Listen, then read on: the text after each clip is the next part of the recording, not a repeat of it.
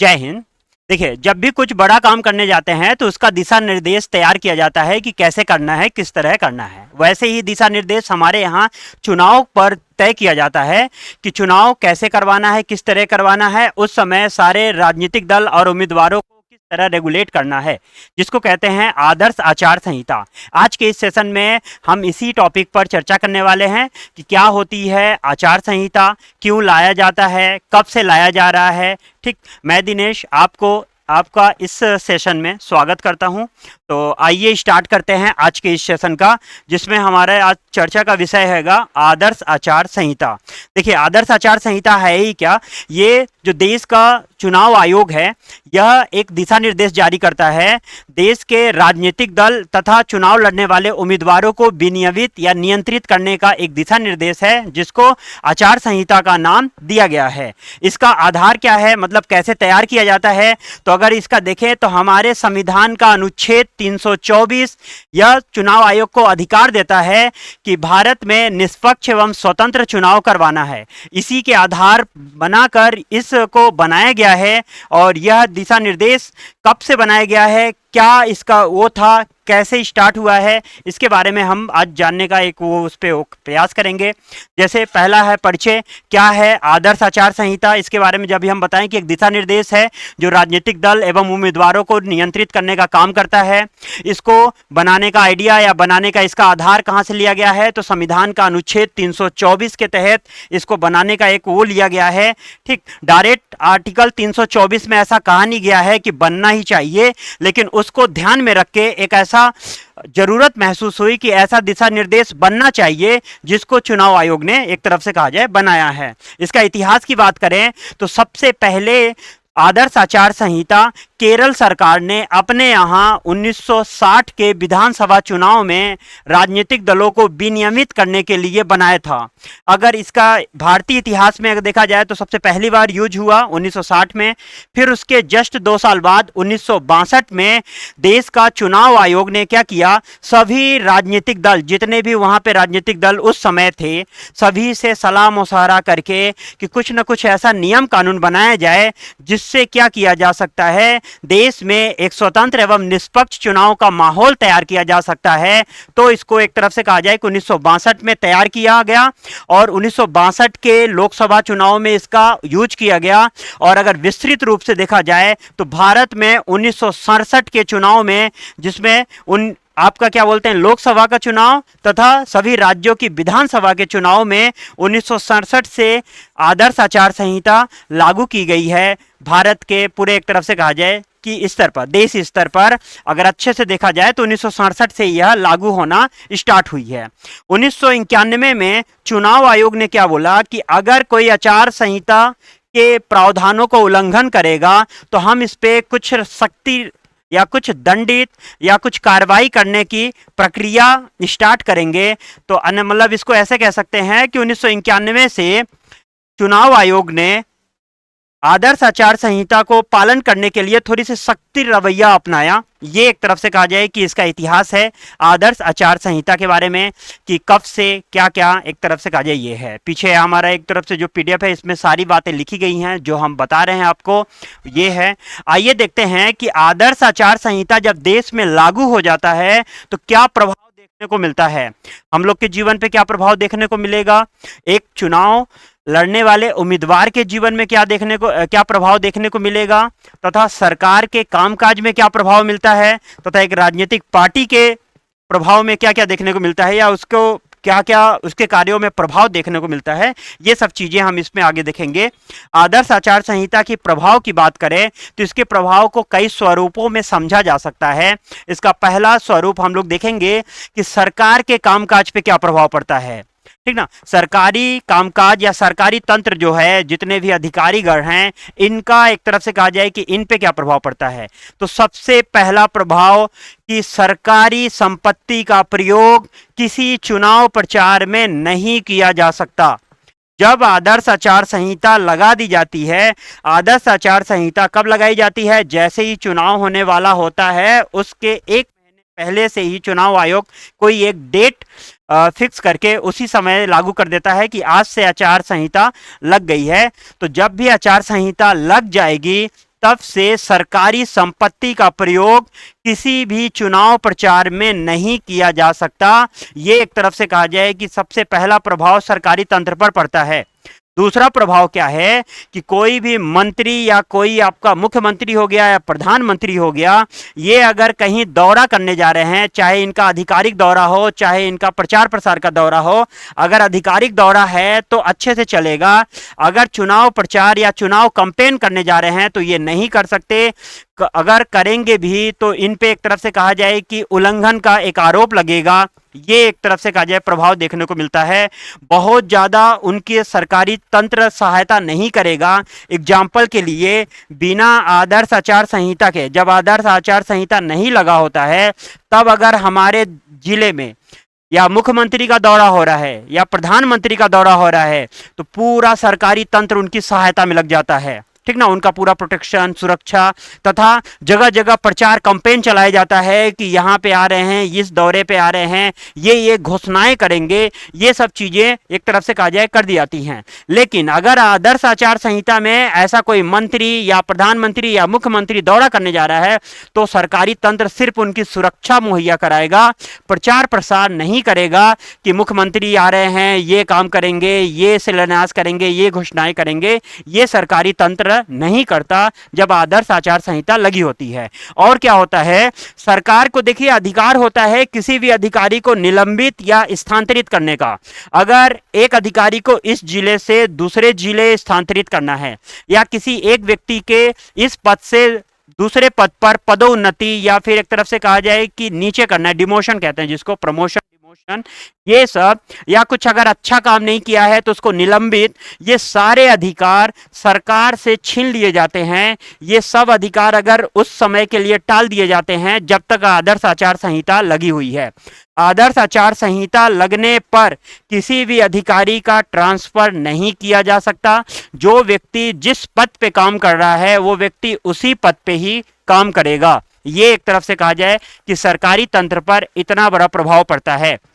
इसीलिए आपने देखा होगा कि जितने भी अधिकारी होते हैं आदर्श आचार संहिता में थोड़ा टाइट होके काम करते हैं, वो बिल्कुल निडर या निर्भीक होके काम करते हैं। ऐसा क्यों? क्योंकि उनको भी पता है कि आदर्श आचार संहिता तक कोई भी हमें अब छू नहीं सकता या कोई भी हमें हमारे ऊपर सवाल खड़ा नहीं कर सकता। तो ये होता है सरकारी तंत्र पर प्रभाव आदर्श आचार संहिता का। ठीक, अगला प्रभाव देखते हैं कि अगला प्रभाव कल्याणकारी योजनाओं पे क्या पड़ेगा। जो योजनाएं चल रही हैं या जो योजनाएं चलानी हैं इन पर क्या प्रभाव देखने को मिलेगा। तो इसका प्रभाव हम आपको बता दें कि जब आदर्श आचार संहिता लगी होती है तो कोई भी कल्याणकारी नई योजना सरकार नहीं ला सकती। ठीक ना, ध्यान से सुनिए, कोई भी कल्याणकारी योजना, जैसे एग्जाम्पल के लिए मध्य प्रदेश सरकार में, अभी मध्य प्रदेश में जब चुनाव हुआ था तो मध्य प्रदेश की सरकार लेकर आई थी लाडली बहना योजना। तो लाडली बहना जैसी योजनाएं ये आदर्श आचार संहिता से पहले ही लाके स्टार्ट कर दी गई थी। आदर्श संहिता में कोई भी कल्याणकारी योजनाएं नहीं लाई जा सकती, वो एक तरफ से कहा जाए प्रतिबंधित रहती हैं। तथा हर वह चीज पर प्रतिबंध लगा दिया जाता है जो सरकार की खूबियां गिनाती हैं। जैसे एग्जाम्पल के लिए कोई अगर सरकार की पत्रिका या सरकार का सर्वे बताने वाली कुछ अगर एक तरफ से कहा जाए कि वो निकल रही हो, रिपोर्ट आ रही हो या कुछ अन्य चीजें जैसे कोई विज्ञापन आ रहा हो, ये सारे पर प्रतिबंध लगा दिया जाता है। ये चीजें नहीं की जाती। और इसी का एक अगर वो कहें कि आज की जो क्लास ना, ये एमपी जीके की क्लास होनी थी जिसका बेस था मध्य प्रदेश सरकार की एक पत्रिका थी रोजगार निर्माण। रोजगार निर्माण पत्रिका में जो खबरें छपती थी उसके आधार पर हम एक तरफ से मध्य प्रदेश का साप्ताहिक करंट अफेयर की क्लास लाते थे। लेकिन आदर्श आचार संहिता लग जाने के कारण वह पत्रिका बंद कर दी गई है। अब वह पत्रिका आपका क्या बोलते हैं कि आदर्श आचार संहिता के बाद आएगी। इसलिए आज हम टॉपिक ही एक तरफ से कहा जाए ला रहे हैं कि आदर्श आचार संहिता, मतलब ये वीडियो ब्रेक ना हो, या जो कैंपेन हमारा चल रहा है या जो सीरियल वाइज क्लासेस वीडियो चल रही हैं इसको ब्रेक ना करके हम इसके जगह कुछ नया टॉपिक लेकर आए हैं। और पहला टॉपिक ही हम स्टार्ट कर रहे हैं आपका क्या बोलते हैं आदर्श आचार संहिता। इसी में ये क्या बोलते हैं, इसीलिए यह पत्रिका बैन की गई है कि इसका प्रकाशन नहीं होगा। तो हर वह उपलब्धियां गिनाने वाले वस्तुओं पर प्रतिबंध लगा दिया जाता है। आदर्श आचार जो सरकारी उपलब्धियां गिना रही हो। प्लस कोई भी नई योजना सरकार नहीं ला सकती, ना ही कोई लोक लुभावन वाले वादे कर सकती है कि इस बार जीतेंगे तो ये काम करेंगे या ऐसा करेंगे, कोई भी ऐसा वादे नहीं कर सकती।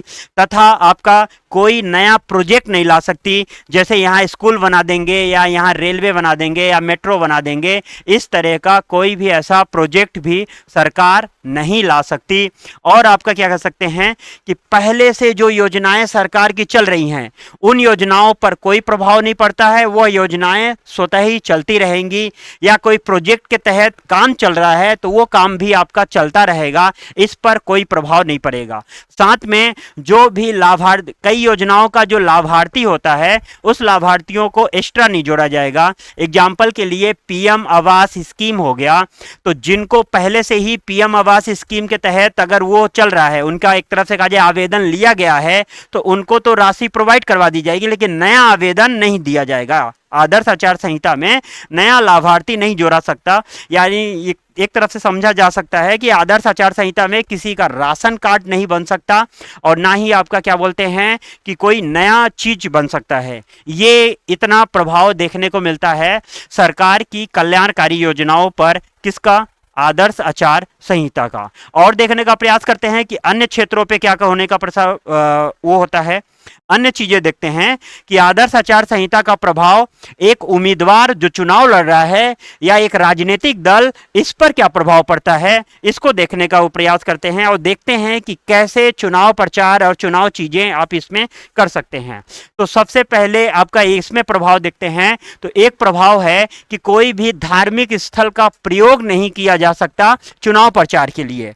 मतलब चुनाव प्रचार में आप कोई धार्मिक स्थल जैसे कि मस्जिद हो गया, मंदिर हो गया, गुरुद्वारा हो गया, चर्च हो गया, ऐसे धार्मिक स्थलों में जाके आप वो नहीं कर सकते। ठीक ना? आपने देखा होगा कि जैसे ही चुनाव आते हैं कई नेता ऐसे धार्मिक स्थलों में जाना स्टार्ट कर देते हैं। ठीक, लेकिन ये चीजें ना पहले से ही व्यक्ति जाता है, आदर्श आचार संहिता में व्यक्ति नहीं जाता। और अगर आदर्श आचार संहिता में कोई नेता या कोई उम्मीदवार अगर ऐसे धार्मिक स्थलों में जाता है तो वह उसका पर्सनल वो है, उसका फोटो या उसका वीडियो ऐसे वायरल नहीं कर सकते कि यह हमारे धर्म का है या इस तरीके का है। धर्म जाति के आधार पर आप वोट नहीं मांग सकते। ये चीजें भी आपका क्या बोलते हैं, इसमें ये चीजें निर्धारित कर दी जाती हैं। और इसमें क्या होता है कि अगर आपको जुलूस निकालना है प्रचार प्रसार के लिए तो आपको प्रशासन से अनुमति लेनी पड़ेगी। ये एक तरफ से कहा जाए वो रहता है। तथा आप अपने प्रचार प्रसार में कितने वाहनों का प्रयोग कर रहे हैं, ये सारे वाहनों का नंबर, उसका रजिस्ट्रेशन आपको जिला प्रशासन जहां का वो रहेगा वहां पे आपको रजिस्टर करवाना पड़ेगा। और जिला प्रशासन एक फोटोकॉपी टाइप का कागज जिसमें लिखा रहेगा कि यह गाड़ी किस उम्मीदवार को निर्धारित की गई है, उसको आपको गाड़ी के सामने लगा के चिपका के लेकर जाना पड़ेगा। ये चीजें होती हैं। अगर आप जितना रजिस्टर करवाए हैं वाहन प्रचार प्रसार के लिए, उससे अगर एक्स्ट्रा वाहन मिलता है तो ये उम्मीदवार पे कार्रवाई करने का एक तरफ से कहा जाए कि चांस हो वो किया जा सकता है। ये भी उसी में देखने को मिलता है। और अगर देखें कि क्या कर सकते हैं, कोई भी उम्मीदवार अपने प्रतिद्वंदी उम्मीदवार पर पर्सनल कमेंट नहीं कर सकता। मतलब एग्जाम्पल के लिए कि कोई ए नाम का बंदा अगर चुनाव लड़ रहा है, अगर इधर हम देखें कि कोई ए नाम का बंदा चुनाव लड़ रहा है और इधर कोई बी नाम का बंदा चुनाव लड़ रहा है, तो ए और बी पे अगर जो भी होगा ये पर्सनल कमेंट नहीं कर सकते कि बी ऐसा है, इस जाति का है, इस धर्म का है, ठीक ना, इसके इतने लफड़े चल रहे हैं, इसने अपने जीवन में इतने कांड किए हैं। ऐसा पर्सनल कमेंट नहीं कर सकते। आप उनकी अगर आलोचना करना चाहते हैं तो सिर्फ उनके कार्य एवं नीतियों के, अगर कार्य एग्जाम्पल के लिए कि बी पहले भी नेता रहा हो या पहले भी आपका चुनाव जीता हो, तो आप ये कह सकते हो कि इस बार जब चुनाव लड़ा था या उस वक्त जब जीता था तो ऐसा काम नहीं किया, वो नहीं काम किया। मतलब उसके कार्य सिद्धांतों पे ही उसका आलोचना कर सकते हैं, उसके पर्सनल कमेंट आप नहीं कर सकते या उसकी पर्सनल बुराई आप सभाओं में प्रचार प्रसार में नहीं कर सकते। ये चीजें भी मनाही होती है। और एक चीज आपको पता ही होगा कि चुनाव के 48 घंटे पहले ही प्रचार प्रसार बंद कर दिया जाता है। अगर प्रचार प्रसार में आप लाउड स्पीकर का प्रयोग कर रहे हो तो आप लाउड स्पीकर रात को 10 बजे से अधिक नहीं बजा सकते। ठीक, सुबह 6 और रात को 10 बजे के मध्य अगर आपका ये रहता है। चुनाव प्रचार के दौरान आप वस्तुएं नहीं बांट सकते। एग्जाम्पल के लिए कई लोग साड़ी बांटते हैं, कई लोग दारू पौवा आपका बांटते हैं, कई लोग अन्य प्रकार की चीज़ें बांटते हैं। ये चीज़ें मनाही होती हैं। अगर इसको बांटा जाएगा तो ये आदर्श आचार संहिता का उल्लंघन माना जाता है। ये भी आपका क्या बोलते हैं, मनाही होता है। और देखते हैं कि और इसमें क्या है। अगर उस पे अगला है, मतदान करने और आने ले जाने के लिए कोई उम्मीदवार वाहन की व्यवस्था नहीं कर सकता। वाहन की व्यवस्था क्या होती है? एग्जाम्पल के लिए पोलिंग बूथ अगर दूर है तो दूर से कोई अगर आ रहा है वोट डालने, तो उनके लिए वाहन की व्यवस्था नहीं की जा सकती। पहले हम लोग भी सोचते थे कि कई हमारे यहाँ जो मतदान कम होता है, इसका बहुत एक बड़ा कारण होता है कि कई लोगों के लिए पोलिंग बूथ जो होता है, वोट केंद्र काफी दूर होता है। इसके कारण कई लोग ना वोट डालने नहीं जाते। तो क्यों ना ऐसा प्रावधान किया जाए कि एक कोई वाहन अरेंजमेंट किया जाए कि इस गांव के सारे मतदाताओं को उठा के क्या कर सकता है, वोट डलवाने जा सकता है। ये पहले हम लोग भी सोचते थे कि ऐसा क्यों ना प्रयास किया जाए, लेकिन नहीं, ये आदर्श आचार संहिता का उल्लंघन माना जाएगा अगर कोई ऐसा करता है तो। क्योंकि देखिए इस पे क्या होगा कि जाहिर सी बात है, जो भी व्यक्ति इस वाहन को अरेंज करेगा, जैसे अगर मान लीजिए प्रशासन ही कर रहा है, तो उस समय का जो सरकार रहेगी, लोग सोचेंगे कि सरकार व्यवस्था की है। या कोई अन्य व्यक्ति कर रहा है तो लोग सोचेंगे कि यह उम्मीदवार इसको व्यवस्था किया है। तो कहीं ना कहीं जो व्यक्ति वोट डालने जाएंगे, उनके दिमाग में एक वो हो जाएगा कि ये व्यक्ति ने अच्छा व्यवस्था किया है तो इसको वोट देंगे। तो ये कहीं ना कहीं आपका निष्पक्ष और स्वतंत्र चुनाव को क्या कर रहा है, बाधित कर रहा है। इसलिए आप किसी भी मत डालने वाले मतदाताओं को लिए वाहन की व्यवस्था नहीं कर सकते, ये भी मनाही होती है। प्लस जनता को धमकाया या डराया नहीं जा सकता, या ऐसा नहीं किया जा सकता कि आप किसी जनता को ये बोल दें कि अगर इसको वोट डालोगे तो ऐसा होगा, ये होगा, ऐसा नहीं कर सकते। ये भी आपका क्या बोलते हैं, मनाही होती है। और कुछ देखते हैं क्या है। किसी व्यवस्था के लिए आप चुनाव आयोग द्वारा जो नियुक्त व्यक्ति है उसी से आप शिकायत कर सकते हैं।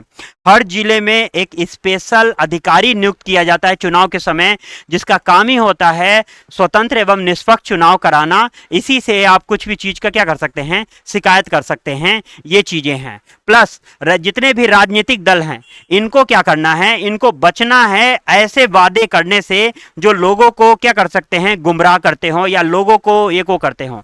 मतलब इस तरह का राजनीतिक दल वादा नहीं कर सकते कि हम चुनाव आएंगे या हम चुनाव जीत कर आएंगे तो आपको ये देंगे, इस तरीके का। एग्जाम्पल के लिए कोई ऐसा वादा जो कि बिल्कुल आउट ऑफ वो हो, जिसको लगे कि कभी पूरा ही ना हो। जैसे करते हैं ना कई राजनीतिक दल कि हम अगर सत्ता में आएंगे तो सबको एक बाइक देंगे या सबको ये देंगे, घर में हर किसी को सरकारी नौकरी देंगे या कोई अन्य घोषणाएं। तो ऐसे लोक लुभावन वादे भी आप आचार संहिता में नहीं कर सकते।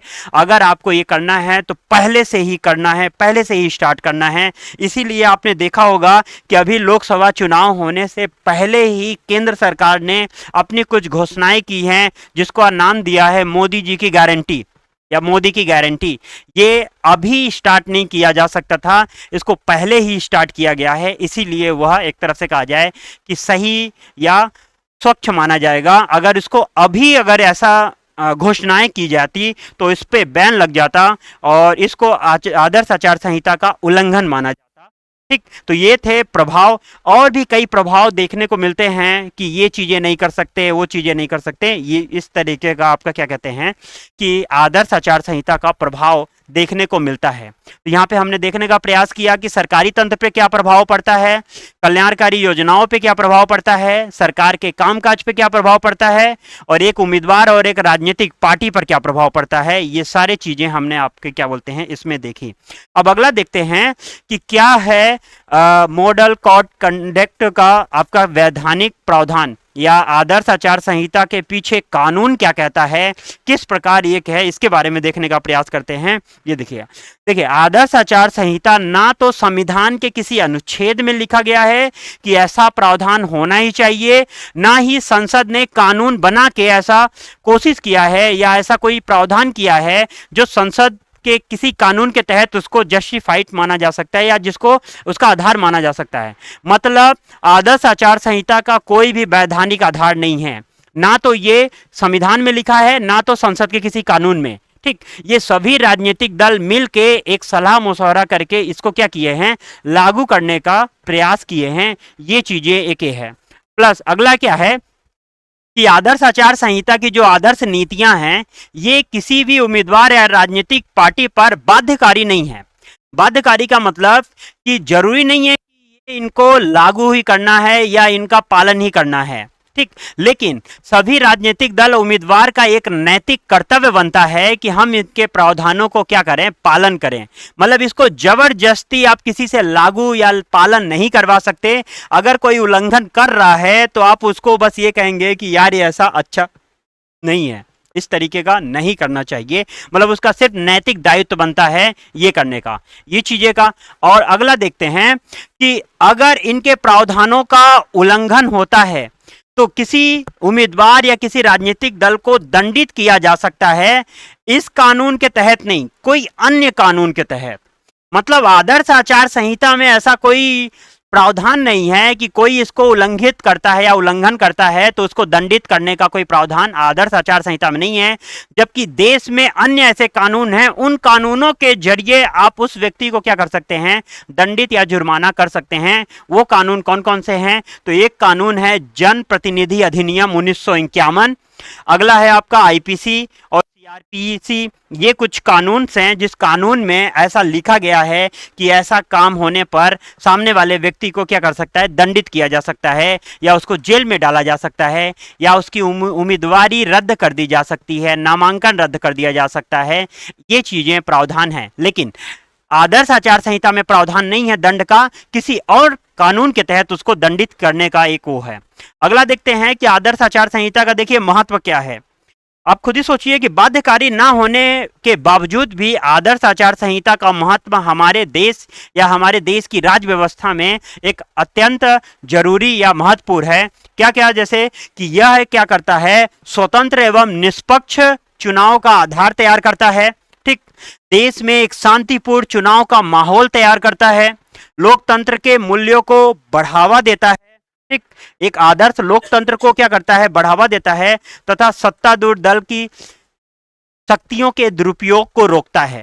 ठीक ना, देखिए कैसा क्या है आदर्श, अभी हमने पढ़ा था कि आदर्श आचार संहिता में सरकारी संपत्ति का प्रयोग आप चुनाव प्रचार में नहीं कर सकते। ठीक ना, ये सरकारी संपत्ति होती है, इसका आप चुनाव प्रचार में नहीं कर सकते। अब आप खुद सोचिए, मान लीजिए कि एक पार्टी है, जैसे हमारे यहाँ ही मध्य प्रदेश में जो एक पार्टी अभी सत्ता में है, जिनको आप बीजेपी कह सकते हैं।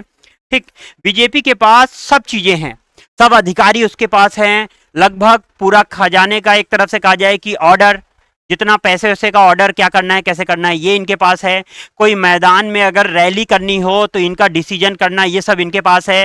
हेलीकॉप्टर, गाड़ी, जितना भी चीजें हैं सब इनके पास हैं। अब एग्जाम्पल के लिए सोचिए कि कोई दूसरी पार्टी भी चुनाव लड़ रही है और ये पार्टी भी चुनाव लड़ रही है। अगर हम इनको इनके शक्तियों का दुरुपयोग करना या इनके शक्तियों पे थोड़ी सी रोक नहीं लगाएंगे, ऐसे में ये ज्यादा प्रभावशाली जनता पर छोड़ेंगे और जो दूसरी पार्टी कोई होगी वो कम छोड़ेंगे। इसलिए इसका आदर्श आचार संहिता लगाई जाती है ताकि जो सत्तारूढ़ दल है, मतलब जो अभी सत्ता में हैं, वह दल अपनी शक्तियों का दुरुपयोग ना कर सके। इसलिए आपका क्या बोलते हैं, आदर्श आचार संहिता लागू की जाती है। तो इसका महत्वपूर्ण महत्व है हमारे राज्य व्यवस्था में। अन्य अगर देखा जाए तो कई विद्वान आदर्श आचार संहिता के प्रावधानों या सिद्धांतों की आलोचना करते हैं। अब देख लेते हैं कि वो आलोचना वह किस आधारों पर करते हैं, कैसे करते हैं, इसके बारे में हम देखने का प्रयास करते हैं। देखिए, आलोचना के कुछ बिंदु हैं। चुनावी विरोधी घटनाओं को रोकने में अप्रभावी रहा है। ठीक ना, ये अप्रभावी है, प्रभावी नहीं, अप्रभावी है।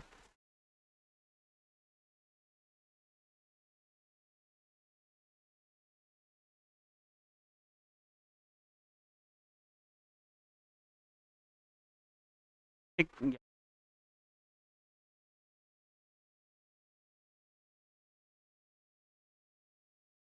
ठीक, देखिए आलोचनाएं के बिंदु हैं। चुनाव विरोधी घटनाओं को रोकने में क्या है, ये अप्रभावी रहा है, इसलिए कई विद्वान इसकी आलोचना करते हैं। देखिए, चुनाव विरोधी घटनाएं क्या, जैसे एग्जांपल के लिए फेक न्यूज, ठीक ना। समाज में एक फेक न्यूज बहुत ही घातक चीजें बनती जा रही है। किसी भी व्यक्ति का फेक न्यूज कि उसने ऐसा कांड कर दिया या उसके खिलाफ ऐसा हो गया या उसने ऐसा किया है, ये फेक न्यूज फैला दी जाती है। बाद में वो व्यक्ति चाहे सही साबित हो चाहे जो हो, समाज एक बार अगर फेक न्यूज को पढ़ लेता है या सुन लेता है तो उसको मानने में बस यही लगता है कि ये बंदा खराब है, ये चीजें वो है। ऐसा चीजें ना आजकल किसी उम्मीदवार के खिलाफ फैला दी जाती है कि यह उम्मीदवार के पास इतनी संपत्ति है, इतना भ्रष्टाचारी है, ये किया है, वो किया है। जब तक वह उम्मीदवार अपना सफाई दे कि हमने ऐसा नहीं किया है, तब तक मार्केट में फेक न्यूज फैल जाती है। सारे लोगों में एक धारणा बन जाती है कि यह उम्मीदवार सही नहीं है। ठीक, तो यह फेक न्यूज अभी रोकने में असफल रहा है। आदर्श आचार संहिता की क्या की जाती है, आलोचना की जाती है इसके आधार पर। फेक न्यूज हो गया, धन का बढ़ता प्रयोग, ठीक ना। चुनाव में इतना धन का प्रयोग होता है, आपने देखा होगा कि आपके भी गांव में कई आते होंगे पैसा बांटने। एक वोट पर 1,000, 500, ये रियलिटी है। ठीक ना, ये बांट दी जाती है। भले आपको लगता होगा कि सर जी हमको तो नहीं मिला है या हमारे गांव को नहीं मिला है, हो सकता है आपके गांव तक ना पहुंचा हो, ये हो, लेकिन ये बांटा जाता है।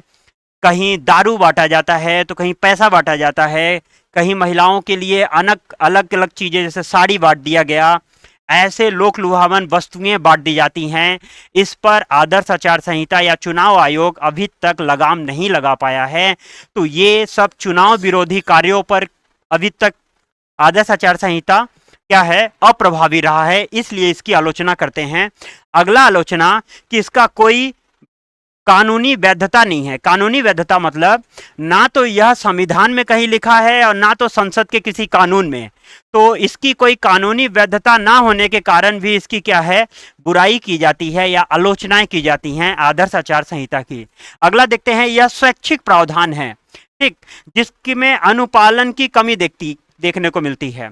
स्वैच्छिक प्रावधान मतलब जैसे हमको जैसे इसके पहले हम आपको बताए थे ना कि आदर्श आचार संहिता के जो प्रावधान है ना, यह स्वैच्छिक है कि सबको पालन करना चाहिए, लेकिन अगर कोई नहीं कर रहा है तो उस पर बहुत ज्यादा आप जबरदस्ती भी नहीं कर सकते। तो ये एक स्वैच्छिक प्रावधान है जिसका समाज में उम्मीदवार या राजनीतिक दल में अनुपालन की क्या है, कमी देखने को मिलती है।